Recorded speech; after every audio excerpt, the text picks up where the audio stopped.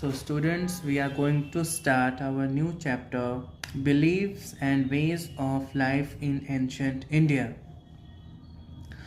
India has been a land of deep thinking and great ideas for thousands of years.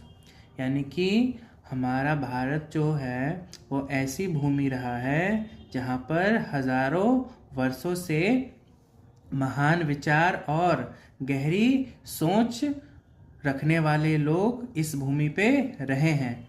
From ancient times people in India have asked big questions about life. यानी कि बहुत पौराणिक काल से ही यहाँ पर ऐसे लोगों ने निवास किया है जो कि जीवन के बारे में बहुत गहरे प्रश्न पूछते थे.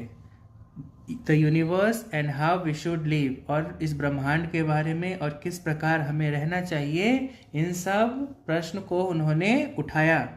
Long before written records early tribal communities across India had their own ways of understanding the world.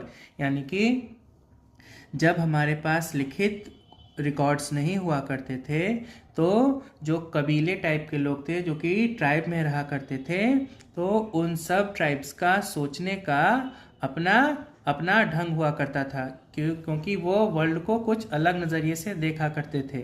There beliefs were deeply connected to nature. यानी कि उनका जो विश्वास था वह प्रकृति के साथ जुड़ा हुआ था. Later, the Indus-Saraswati civilization around 25,000 BCE to 1500 BCE had showed signs of spiritual thought.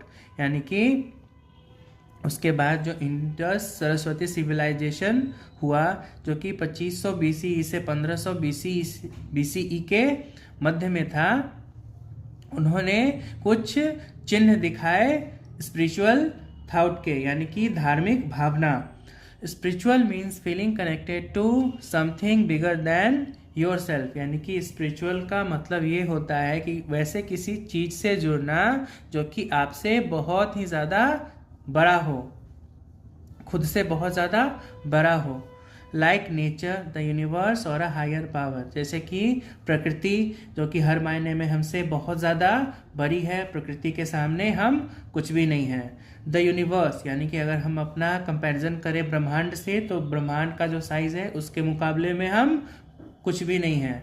और अ हायर पावर या फिर कोई हमसे बड़ी शक्ति.